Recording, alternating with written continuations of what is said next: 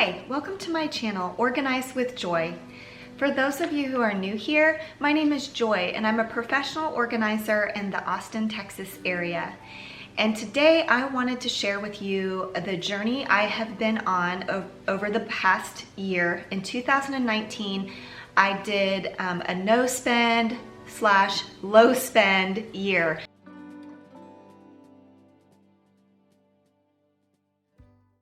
So I actually made 2 videos about this no spend year. So if you missed the first part, then you can click up in the cards or down in the description box to go listen to the first part of my story before you listen to this second part. So I did want to talk about kind of some deeper, I guess, more personal thoughts that came up throughout this year. And one in particular is that I was kind of confronted with this idea that shopping and making my home cozy and beautiful and putting together creative, beautiful outfits was definitely a creative outlet for me, and it was a way that I found purpose and meaning in my life. And as I'm like saying those words, that it almost sounds horrible, like so sad, right? But I think for me, I realized it was a safe place for me. I felt very confident in my ability to, make my home cozy, to bring in new pieces and incorporate them into our home, or bring in new pieces in my wardrobe and come up with new outfits or whatever. But I realized that it was just a way to cover up like a deeper problem within myself, and that was realizing a fear of failure and a fear of rejection. And so one of the ways that manifested was to not really put as much emphasis on my business as I should have been. And some of that had to do with some personal stuff that was going on in life at the time when I first started my business. My time got sidetracked. But as time went on, I realized I was not wanting to put myself out there because I was afraid that I would be rejected or I would fail. I decided that it's okay, that failure is not a bad thing. Failure is a teacher. And so when we fail, then we see how we need to do things differently. And so it took me a long time because I think it was in September that I ended up changing my website over to a WordPress website. And it was the beginning of November that I started this YouTube channel. So I just decided I'm not gonna be for everybody. You know, people might stumble across my blog posts and they might not agree with what I have to share, or people may stumble across these YouTube videos and they might not like what I have to share, but they might not like me. They might not like my personality, or the way I talk, or the way I look, or the way I use my hands. So that's fine. And I feel like I've grown and I've become more okay with the idea of failure and the idea that I'm not gonna be everybody's cup of tea, and that's okay. So I did want to quickly address how December went. So I noticed like mid-December that I had credits on my Poshmark app, and I was like, you know what? We're almost done.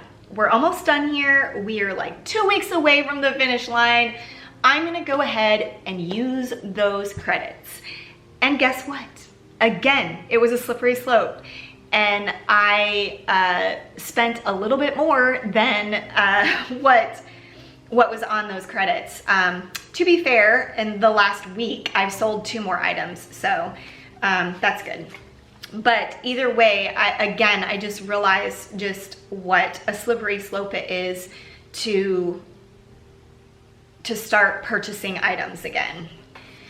So because of that, moving forward into 2020, I obviously want to have a plan set in place. Actually, as I record this video, it is January 1st, and I have not purchased anything.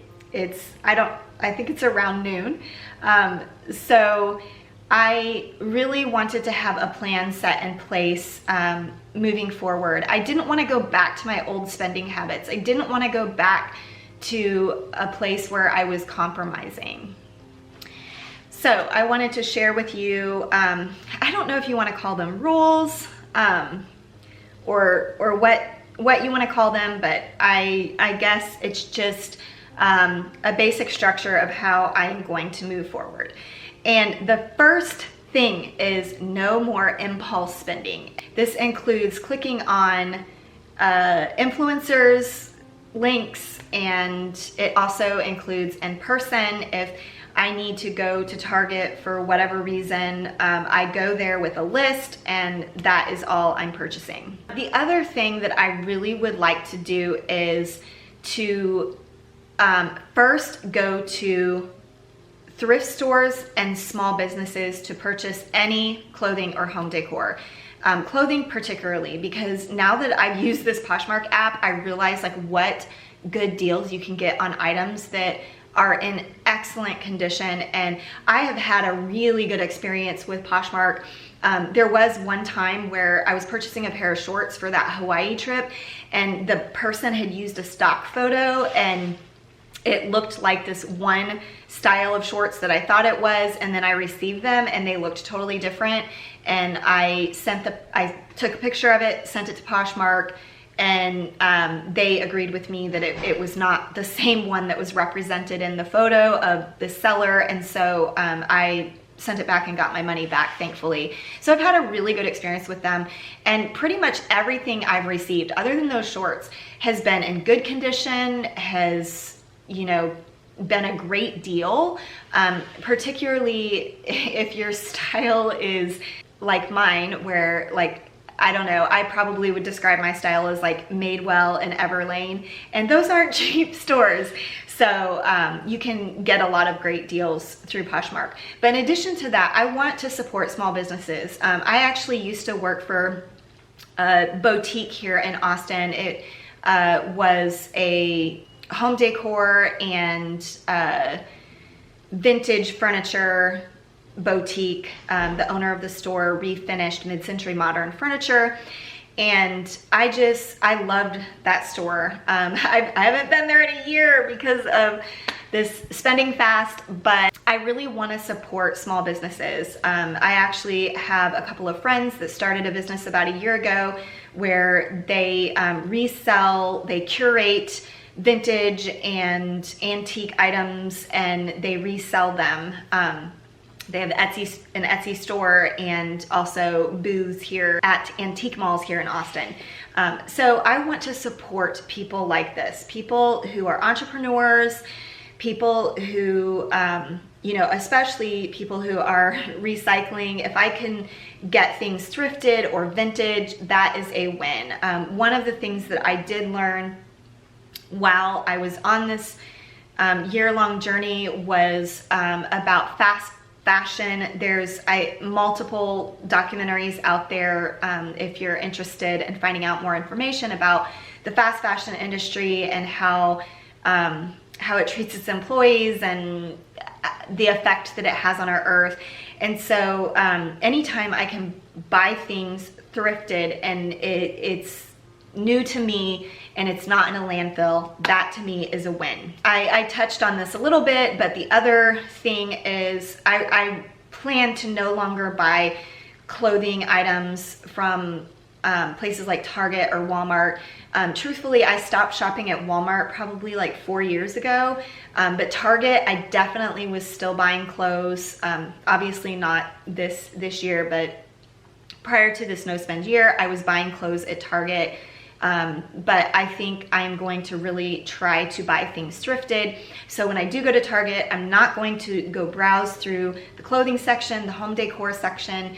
I'm going to stay focused. And if there's a specific item that I need, whether that's clothing or home decor that I'm not finding thrifted or with small businesses, of course, I will resort to purchasing that item at Target, but for the most part, I am going to try to stick with thrifted and small business stores.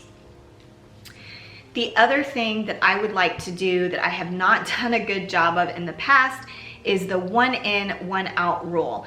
And I have tried this in the past. For whatever reason, I have not been successful. I guess I find beautiful things faster than I can get rid of items from my closet in particular.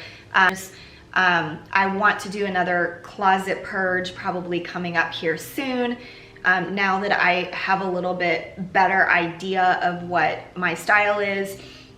My plan is to not purchase any more hangers. If anything, get rid of some hangers, and then from there, if I don't have any hangers available, then I can't purchase an item. Or if I don't have space in my drawers or where I store my jeans or where I store my sweaters, if there isn't space for it, then I will not purchase it.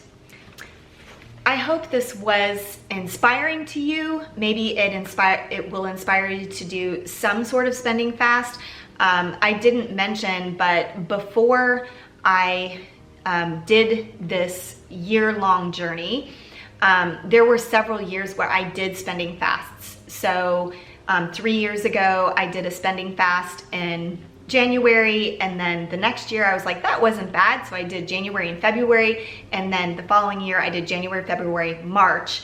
And that's how I thought maybe I could do a whole year. And I was excited to document it and all the things that I learned. That's what I was hoping for. I was hoping for just some takeaways and learning something about myself and about my spending habits.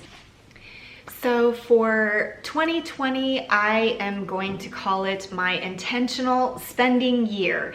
And if you want to follow along on that journey, I will be making blog posts. I haven't decided how frequently I will be making those posts. I guess it kind of depends on the amount of information I have to share as each month progresses. But I will share with you that journey of trying to be more intentional with my spending. Well, thank you for watching this video. Thank you for taking the time to listen to my story about my low spend year, low spend year journey. And I hope you have a wonderful day.